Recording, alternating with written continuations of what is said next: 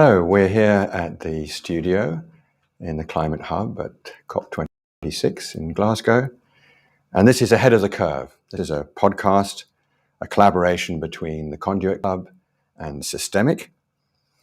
And we're going to have a conversation about leadership, the kind of leadership we need in order to make the transition to an economy that fits with the scale of the climate change problem. And we're going to have that conversation with Faustine Delasalle, Director, Energy Transitions Commission, Co-Executive Director of the Mission Possible Partnership and partner at SYSTEMIQ. My name is James Cameron. I'm an advisor to, senior advisor to SYSTEMIQ, and I'm here with the presidency of COP26 as a friend of COP26, one of the group of advisors that helps the presidency. And we're 3 days in. This conversation is focused on how we build the capacity to deal with the climate change problem through leadership. And the leadership that I'm particularly interested to start with Faustine, is a kind of leadership that she does and manifests, which is collaborative. And so I'm just going to explore with you, Faustine, how you do it, the nature of the ETC, which might need a bit of explaining to the audience, and indeed Mission Possible as well. There's something happening there that's interesting, the type of leadership, who's in the room, how they work together, and I'd like to learn about that. Let me do a bit of history first about what is the Energy Transitions Commission. So the ETC was set up about 6 years ago now, and it's a unique global coalition that brings together stakeholders from across the energy landscape. So we have energy players around the table, both incumbent players and new energy players. We have energy intensive industries, we have finance players, we have a few NGOs to keep us honest. And we brought this group of people together to try and figure out whether we could find an agreement, despite their diversity, on what it would take to reach net zero emissions by mid-century. And it's been a fantastic adventure to go through that process with them, create trust in a group that initially really didn't speak the same language, really didn't have the same opinions, and progressively get to a point where we now have about 50 members from around the globe, representing all sorts of interests in the energy transition, but who share a joint vision of what the future holds and what we need to do to achieve net zero emissions by mid-century, and obviously much sharper emissions by 2030 before that. And your team provides research, helps with the sort of practicality of convening, puts interesting people together who perhaps haven't, as you say, worked together before collaboratively, does this physically when possible, but also virtually in a pretty dispersed group, right? I mean, it's in all parts of the world. Yeah, we have people from San Francisco to Beijing across the table. And I think the way we've been able to create that trust was initially through in-person meetings. Yeah. It's been more difficult, obviously, over the past 2 years, but bringing CEOs and chairmen into the same room, spending enough time with them, uncovering what their interests are, what really drives them on a day-to-day basis, what are the challenges that they're facing on a day-to-day basis, and ensuring that they listen to each other in a safe space was really part of the journey to create that initial trust. But then to go beyond just listening to each other, what really was fundamental in our approach was data points. Because usually when you have different players coming to the table, they all come with their own numbers, and their own numbers will just conflict with each other. And then you can't really progress the discussion. So what we've done is basically rebuild a full body of data and of knowledge around the energy transition, which we've done with them. So it's been a real co-creation process where they could, each one, challenge our assumptions, tell us that we were wrong, bring us their own data and evidence to the table. And through that, we've built a knowledge base that is now shared by all of those players. And they feel mutual ownership of it. Yeah, exactly. And that's interesting because that's a sort of combination of some essential empathy for the other, but also willingness through trust to agree on some base set of facts or some evidentiary basis for understanding how you get from here to there. It also takes courage from those leaders to recognize that they don't have all of the answer, to recognize that they might even be wrong on some dimensions, which is obviously something very tricky to do when you're at the head of a big company, to say, well, maybe I'm not right on that particular point. Maybe I need to switch or tweak my strategy based on what I've learned around that table. And maybe someone really very different from them knows more. Yes. I mean, I've always been fascinated by who's been better at predicting change in, say, in the energy system. You know, you ask people who's been the best predictor of renewable energy take up in our power system, and often it's the advocates who have been best at predicting, and those who are more, shall we say, in the established incumbent industries have been very bad at predicting the change that is happening. But that willingness to learn and that openness to learn has been really critical also in how we choose the people who are around the table. And we've had feedback from big companies that are part of the Energy Transitions Commission telling us that they had adapted their strategy, changed point of views on critical dimensions for their business strategy, because they had this opportunity to be exposed to different opinions and to take on different points of view. And this, in a sense, is a model for how we take decisions in boardrooms, not just in boardrooms, you know, in critical other decision-making fora that are going to help us with this transition. We simply have to have diversity of thinking, don't we? I mean, it's not just the other diversities that matter, it's the diversity and range of point of view, and you seem to be able to bring that to the table. Yeah, that's absolutely true. And I think that was really important to develop a joint vision. Now, the next challenge we have in front of us is to go from vision to implementation, which also requires collaboration and openness to different points of views.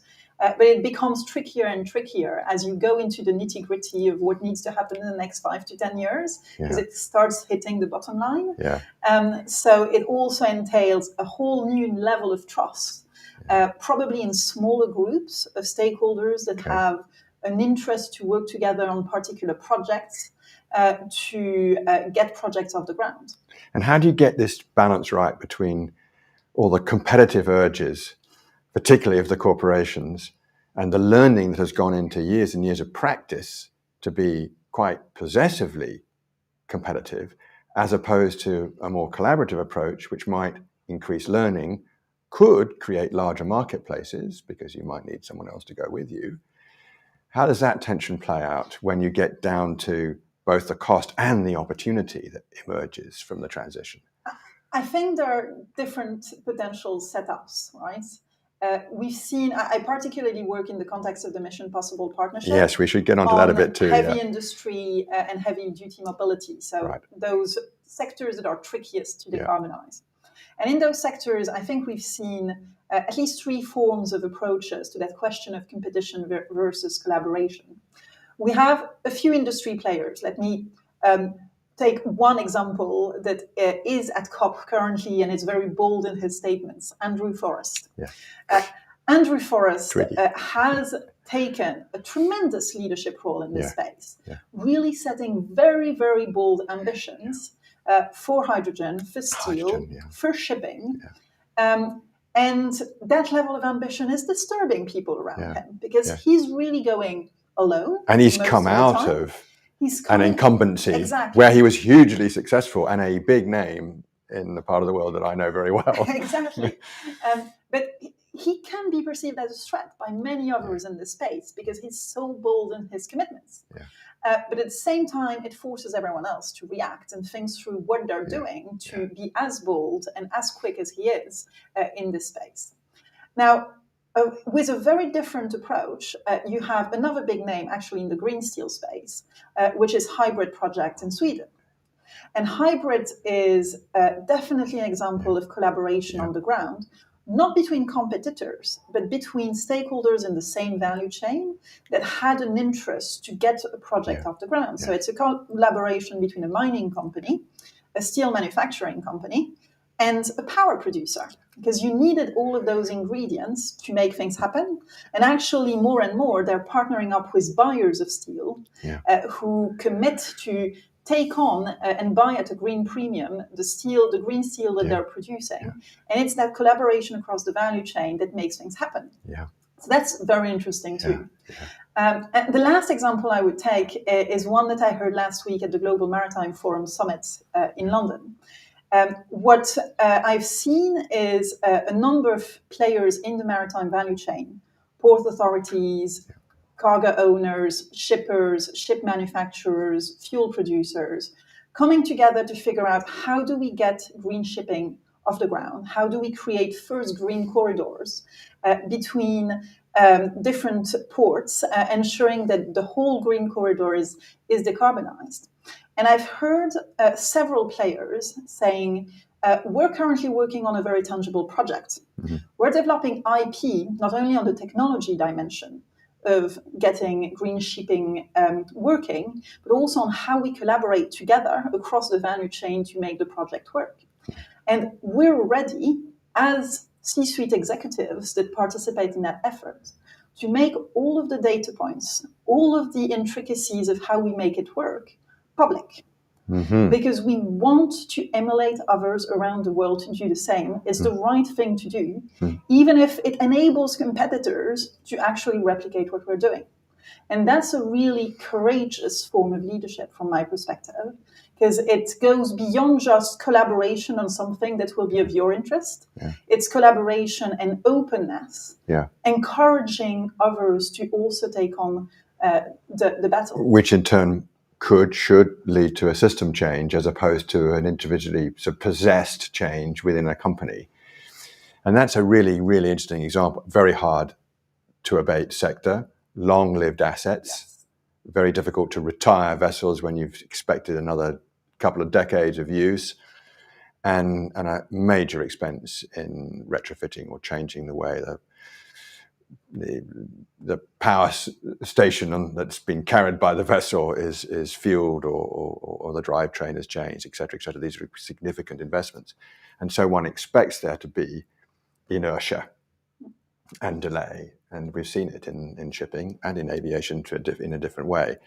So getting an industry to move is a big project that requires some kind of collaborative risk-taking.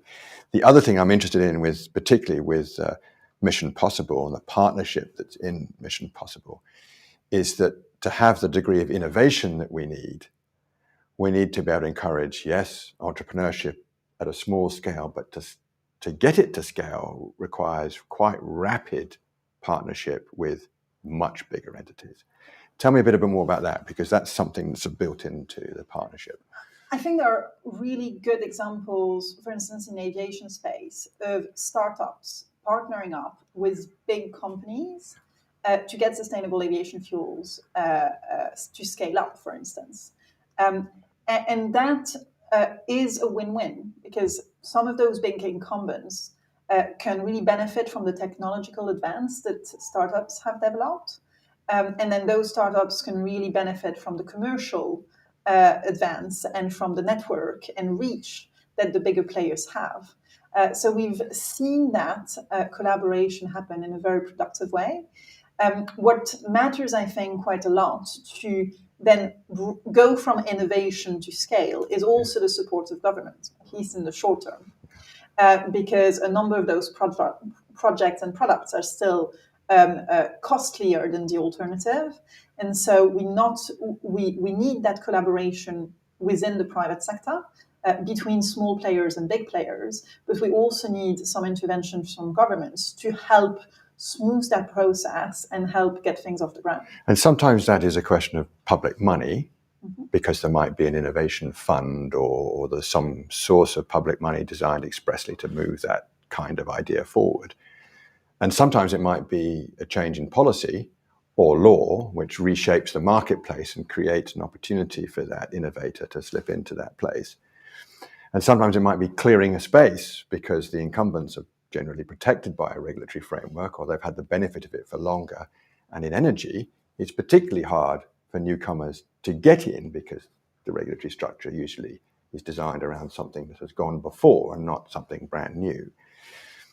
Tell me a little bit about the relationship between, these are all systemic ventures in a way. You're involved as a partner in SYSTEMIQ, but you're specifically directed to these particular projects. But SYSTEMIQ has a system change point of view and very knowledgeable about public policy and how you might change the rules of the game in order to get money to move forward. So perhaps we can develop that idea, because that's a different kind of leadership again, isn't it, from within the business world? Yeah, I think it also takes quite a lot of effort from corporates to get out of the usual lobbying back and forth with governments and be in more of a co-creation space with governments. And we've really seen that difficulty, for instance, in our interactions with the European Commission on key topics like blending mandates in aviation or carbon border adjustment for heavy industry. If the interlocutors that the governments have are the usual policy advisors that spend their lives in Brussels, the discussion can't really happen. First, because those people are not the technical experts, and second, because they're just used to lobbying on specific points of legislation. And so it takes leadership within those corporates to say, well, we're going to hijack that usual way of operating, and we're going to orchestrate discussions with the chief strategy officer, with the chief technology officer, with the CEO himself, who will be able to articulate a vision that goes beyond the day-to-day negotiation of particular articles in a legislation. And finding those new ways and changing interlocutors within companies in the interface with government is, I think, quite important. That is in itself another form of leadership. Maybe we should close there, because you want to be able to develop leadership skills, whatever age the leader is, that can comfortably speak to all of those constituents, all of those potential partners. 1 minute government, next minute tiny startup might look very different from you, might come from a very different place. Next minute somebody who runs a large company that may be very conservative in their attitude to things. You've got to have that range, haven't you? There's something about this problem that creates the need for a range in the kind of leader's got to be able to talk many languages, translate and relate to different humans. Look, that's where I have many hopes that my generation and the following one will be in a better position to do that job. Because in my relatively short career of 10 or 12 years now, I've held more jobs than many people of your generation. Because I've been switching around so many times, working in startups, working in government, working with big incumbents, working with financial institutions. And that gives you a flexibility in stakeholder management and building those relationships that people who have spent 20 years in the same business really struggle to have. So I'm really hopeful that the next generation will have that ability to play chameleon and to play go-between different worlds. Marvelous. What a good place to end. And thank you very much, Faustine. And we know we should feel optimistic about that generation's capacity to lead.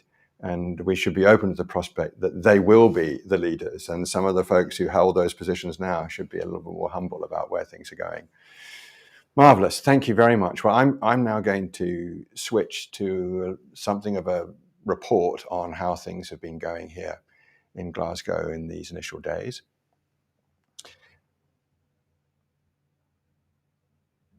And so I'm going to turn my attention to events of the last 3 days.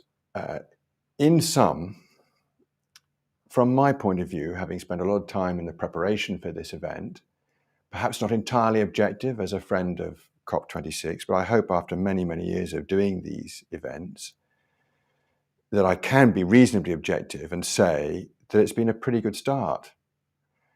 If you take the announcements that have been made in this first part of COP26, which is where the political leadership comes in, and accept from me that many, many months of planning have led to this drumbeat of announcements. Nonetheless, despite the fact that I knew what was coming, I'm impressed by the scale of these announcements. Now, one should keep critical faculties. They're statements of intent, well prepared. There have been lots of negotiation behind them. But when you see a massive commitment by 110 plus now countries to really focus on avoiding deforestation, to commit to reforestation, to extend that into stopping the financing for deforestation. Some countries have stepped up and made commitments that are quite substantially bigger than one could have expected. I would pick out Vietnam in that, really quite remarkable commitment to change the way their development path will be. There's been much discussion about how to interpret the commitment by India, for example, that for many years has been totally reluctant to put forward any kind of emission reduction pathway. Some controversy about the length, 2070 picked, but to have that process front-loaded around some serious commitments to energy transition before 2030, one senses that if India does what it promises to do in that first phase, they'll beat their 2070 target. The exponential in technology innovation will pretty much guarantee that. There have been announcements today, for example, of countries phasing out fossil fuels, particularly coal. Many countries, 45, 46 odd, I think it is. Some of them have already done it, like the UK, but many countries who have not, and it's significant if Poland or the Ukraine says we're going to phase out coal. Big announcement today, 20 odd countries and multilateral development banks ceasing investment overseas in oil and gas. That's $20 billion, roughly speaking, per year that's no longer going to fund oil and gas exploration and development outside the jurisdictions of countries like the US and Canada and Italy and the UK. That's a very significant commitment. Now, all of this requires implementation. It requires delivery mechanisms. It'll probably require new institutions to be created. It'll require some kind of binding contractual commitment somewhere that will tell you whether a promise made today is honored in the real world tomorrow. But if you add up the forests, the adaptation finance for certain countries that haven't had it before, the methane commitment, the coal and oil and gas commitments today, and the major financial institution commitments, which again have to be implemented, I would say that this amounts to a successful start, and it gives you a sense of how an event like this can start to bend the emission curve, start to get us on a right track, get us down below 2 degrees, which is the target we set, and maybe by the end of the 2 weeks, we'll be starting to feel more confident about something closer to 1.5. But let me leave it there. I feel like it's a pretty good start, first 3 days, and one should build a bit of optimism about how this might finish up. Thank you. Now, yes, I'm going to turn this over now to Paul Van Zyl, who's the co-founder of Conduit. And earlier today, he interviewed Gonzalo Munoz, who is Chile's high-level champion. This was recorded earlier today, and Chile, together with the UK, have been combining with their 2 high-level champions doing remarkable work, particularly on the net zero commitments that have been made by both countries and companies. Great pleasure to have you join us today, Gonzalo. And I know as a high-level champion, you were heavily involved in the preparations of COP, and particularly this one in Glasgow. And so what I'd really like to ask you as a way to kick off is, what so far have you seen at COP that's given you hope?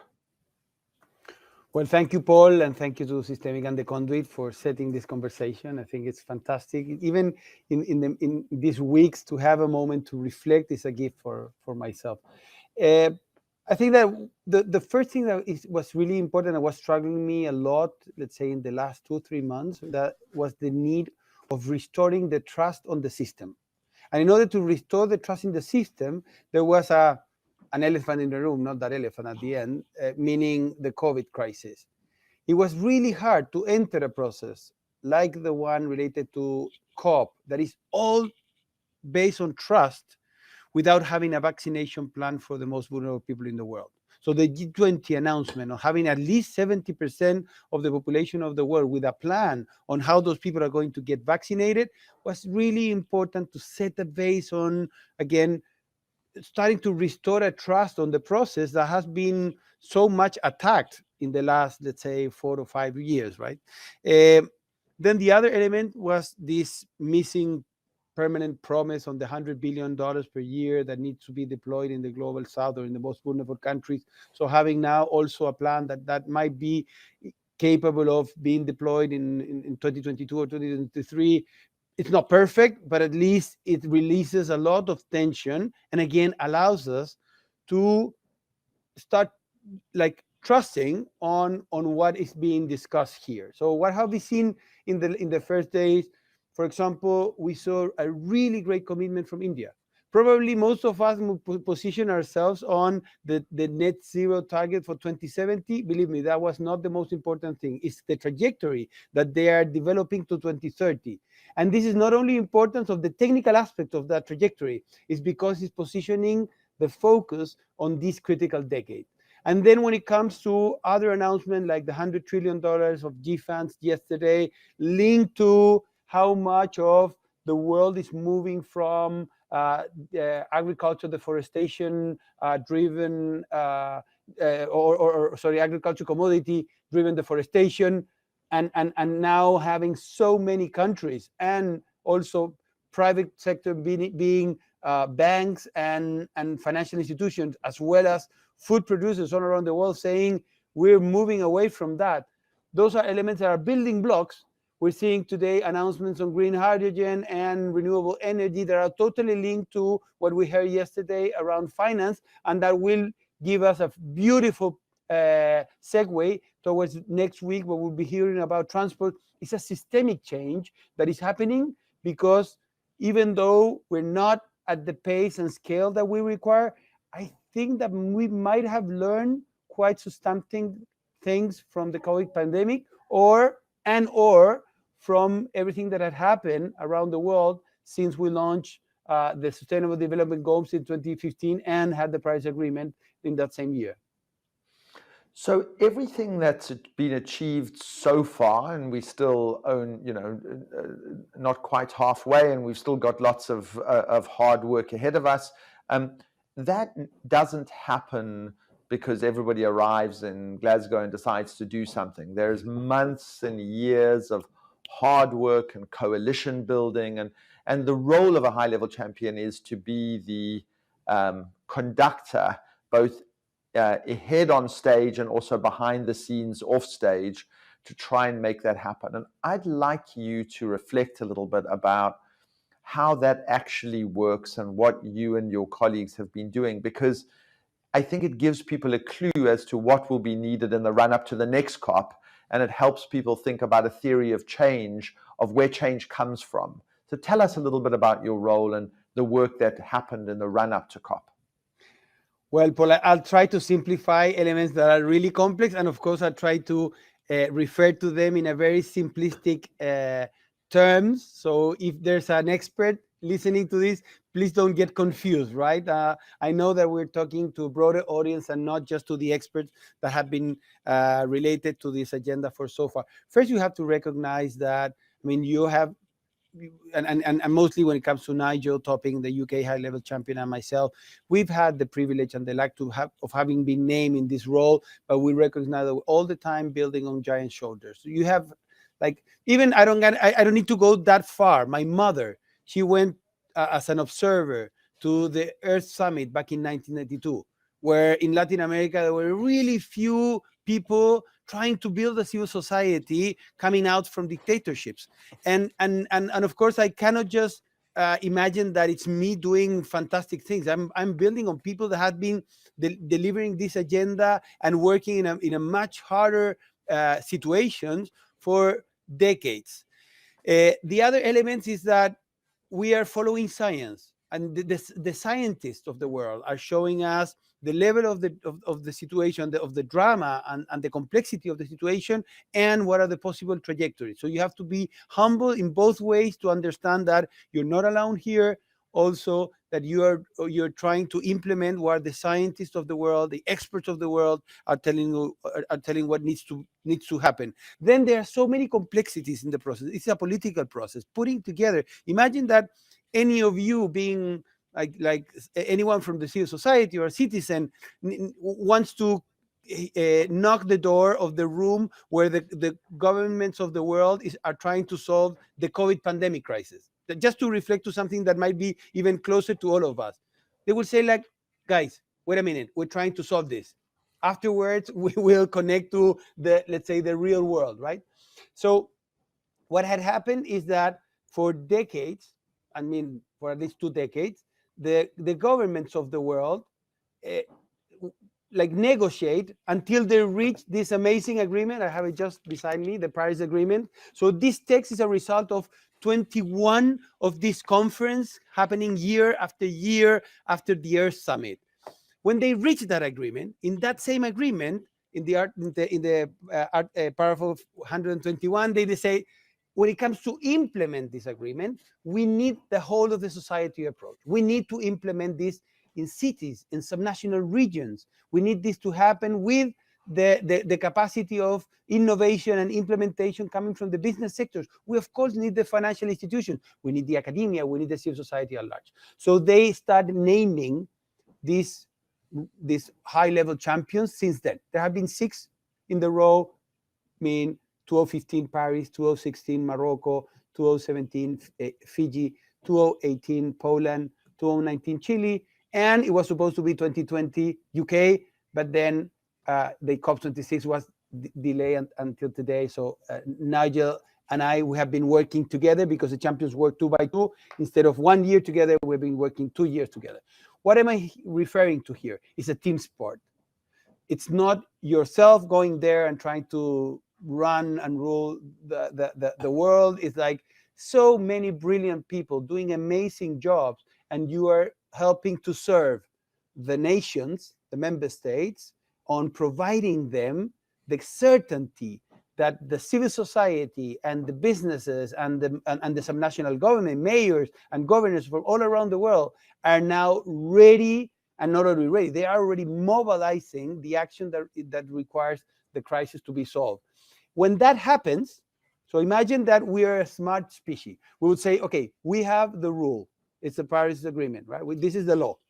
Then we have to implement it. Let's move ahead. Okay, the world requires us to solve the crisis. When we do that, that should be perceived by the nations, and they would say, oh, okay, these guys are doing the work. Let's implement the right regulations for this to continue advancing in a much more ambitious way. That's what we call the ambition loop. So we are now connecting, and we are one of the bridges between the state members and the non-state members for mostly shake the non-state actors to say, guys, we need to move faster and forward, and then take all of that evidence to the states and say, guys, this is ready for you to implement better public policies because we need to accelerate. That in a nutshell is what we're doing, and we're doing it mostly, again, based on a political, really complex process, having into consideration that this needs to have a whole of the society approach, where we have not only elements that are related to let's solve the crisis by reducing our emissions and sequestering carbon. There are so many people in the world, let's say at least half of the population of the world, that are now suffering the direct consequences of the climate crisis. And we need to do this trajectory, taking them into consideration. So not only repairing the damage that they have been but also by increasing the resilience of those communities all around the world. So that's why we have Race to Zero as the campaign moving the world towards mitigation, Race to Resilience as one that is helping 4 billion people, half of the population of the world, to increase resilience toward 2030, and the Glasgow Financial Alliance for Net Zero in order to mobilize now $130 trillion in order to accelerate the change and all the time activate the ambition loop. So I want to ask you about a kind of division of labor in civil society that you are, helping to coordinate and champion. Obviously, civil society is a very broad term. It goes from activists on the streets to people in coastal communities who are particularly vulnerable to sea level rise, to indigenous communities defending the forests, to giant corporations who are allocating capital. And it doesn't always happen that all of those parties all coexist in a happy and friendly way. So my question to you is, how do you manage to synchronize that particular group of actors so that they push in the same direction and it doesn't cause, divisions and conflicts in the movement as you're trying to head towards a net zero world? Well, Paul, there are several ways. One, a very formal way. You name some of what are called the observer constituencies of the process. So there has been for decades people as observers trying to bring their vision and somehow being guardians of the best possible rules for this process to be negotiated in a way that is inclusive, that is just, that is transparent enough. So let me add some other groups: indigenous population, women, youth, and unions. So all of them are what we call the observers of the different constituencies, even mayors, so subnational governments. So we do have, indeed today, we had a meeting with all of them. So we do synchronize through text, through checking what we're doing, and through meetings and conversations in which they mostly express their concerns or support or their visions and opinions of everything that we're doing. So we as champions are also being observed by the observers in order for our work to be as inclusive as possible, right? So imagine like that. We need to be guardians of gender equality. We need to be guardians of unions to have a just transition when it comes to changes in technologies and might mean a lot of jobs being lost.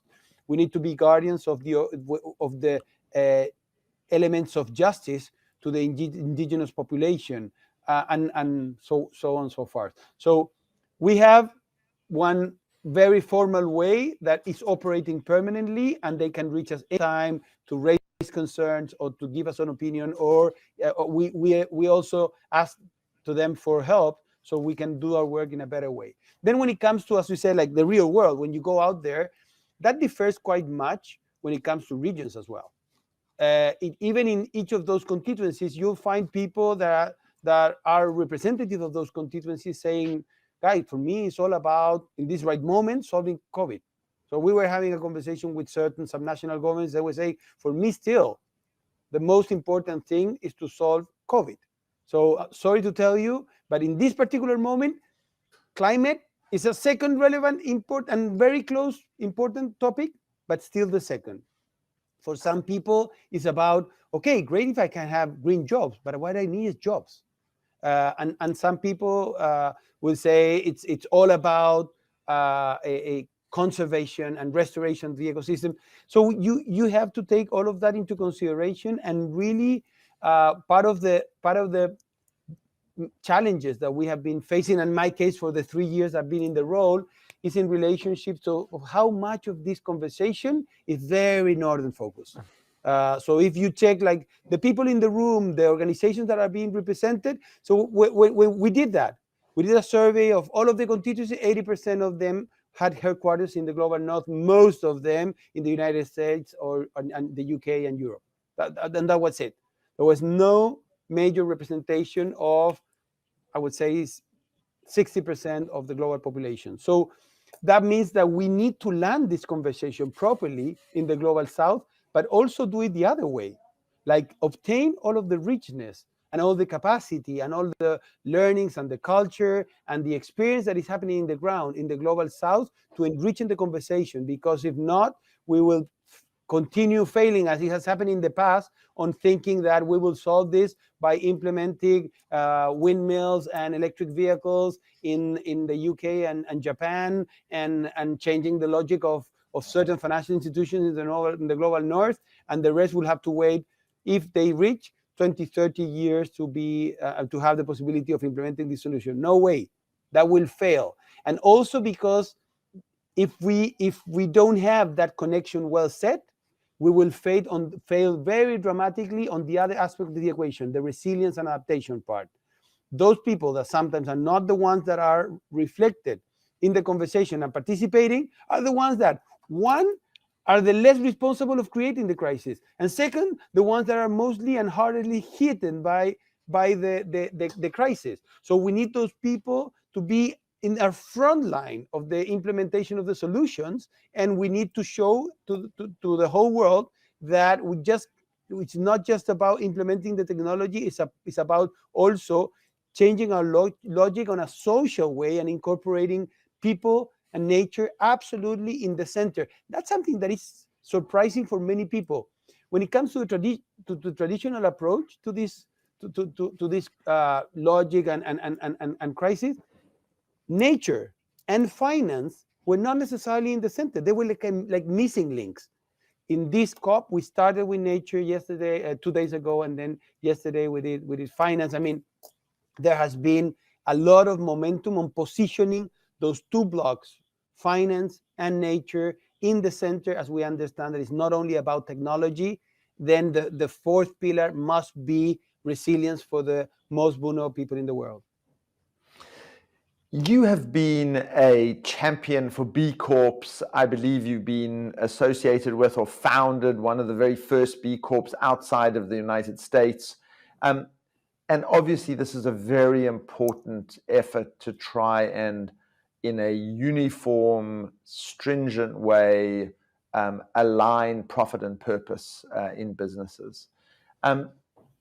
Where do you see the B Corp movement going, the rate of expansion, the unfolding? You know, tell us how you see the horizon in this regard.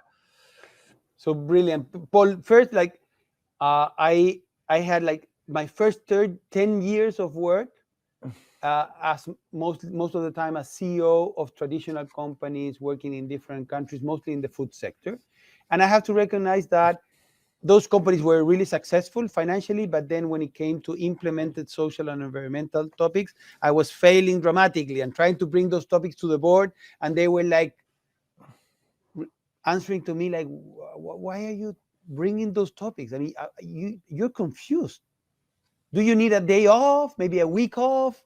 Something that is not logic on what you're bringing. We can solve those topics outside of these four rooms. In these four walls, in this room, we are only committed to maximizing the shareholder value. But we're good people, so we are happy to do some of those stuff outside of this room. So part of my frustration took me to start a company in Latin America called Triciclos, and now Triciclos and Manuya as a group. And that company became, as you said, the first B Corp outside North America. But also, I also started a winery 20 years ago, and immediately we also certified Polcura, the winery, as the first winery, B Corp winery in Chile. Then, of course, Conchitoro followed us. We're used to that to happen. We're followed by giants. It's part of our pride. But then I with another three amazing friends, Juan Pablo, Maria Emilia, and Pedro, we started SYSTEMIQ, so the platform for B Corps in Latin America. And then I joined the board of B Lab and starting helping also as well on the expansion, of the global expansion of the B Corp with amazing people, many of them friends of us like Chair and James and Katie and people from the UK that have been an incredible work, and Bolens. And of course, I mean, I can keep on mentioning them. They're fantastic. So those people, all of us have been promoting this idea at least for the last 10 years. And through that period, we have seen, for example, 10 years ago, we will be called crazy people, absolutely um, like in the periphery of the logic of business, right? I mean, we're outsiders. We were talking about weird things. Nowadays, we see how much of that logic, not only in terms of saying every business should have a purpose that is that is much more important than profit, because profit is a consequence of solving a problem, not a goal by its own, but also the importance of measuring very properly the impact that you are delivering when it comes to social and environmental aspects. We have seen that change on the narrative, on the logic, in a very beautiful way. We are now confronting the situation that we have much more requests for becoming a B Corp than we can even handle. I'm so grateful of how not only the B Corporation certification has grown.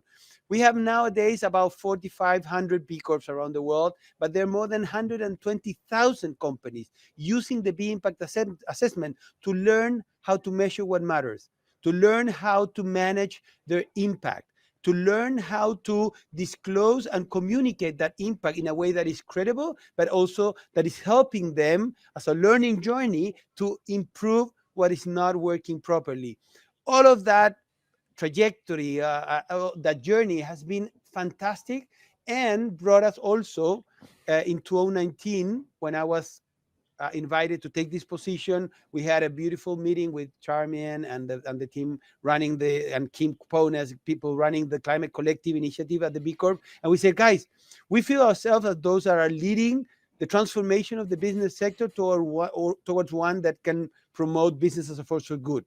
This is a major crisis that we're confronting. Probably we're always talking about climate crisis and inequality. Those are the major crises that we are confronting. Okay, now we have an opportunity, a very concrete opportunity to lead on climate. Science is telling us that the world requires to become net zero by 2050. In order to get there, we need a lot of leaders to reach that point much earlier. How about committing to net zero 2030? So it was September the 2nd on 2019 when we launched that initiative. Today, there are more than 1,600 companies committed to the Climate Collective, committed to Race to Zero through the Climate Collective B Corp initiative towards the net zero emissions by 2030. That's the level of impact, of leadership that the B Corps are bringing. And I'm not talking about small companies of the Global South or fantastic European companies like SYSTEMIQ or the Conduit, but also about incredible and really big companies, like I was saying, Conchitoro or Unilever with some brands, or Danone globally. So we're seeing this change on logic that is now going to be reflected this week with a Future Lab governance event that we will have, where B-Lab UK has been curating that to show to the world the idea of a boardroom, or how the boardroom should look like in 2030. So it's not, again, only what we decide for ourselves as B Corps, not only about what we do for a certain topic, is what we need to offer to the world as a new way to understand the role of business, because there should never exist a business that is affecting and negatively society and the environment. The opposite. Every business should be capable of delivering positive impact in every single way, and as a reward should get the profits that they require to live. Like Guillermo Leal has a brilliant phrase. He says, every human being needs air for living, and profits for companies are like air for humans. No one could ever say that you came to life just for breathing. Your energy is absolutely infectious, as is your evident passion for the topic. And I am very conscious that at this precipitous moment in history, we should have you in the room working your magic rather than sitting in a studio talking to us. So I'm going to liberate you to go and get the other half of the important agreements done in the time that's remaining. I'm so grateful that you've taken time off your very busy schedule. Thank you very much for the hard work that you've done in the run-up to this conference, hopefully the fruits of your labor are being seen and will continue to be seen. And bon chance for the days ahead. Thanks so much, Paul.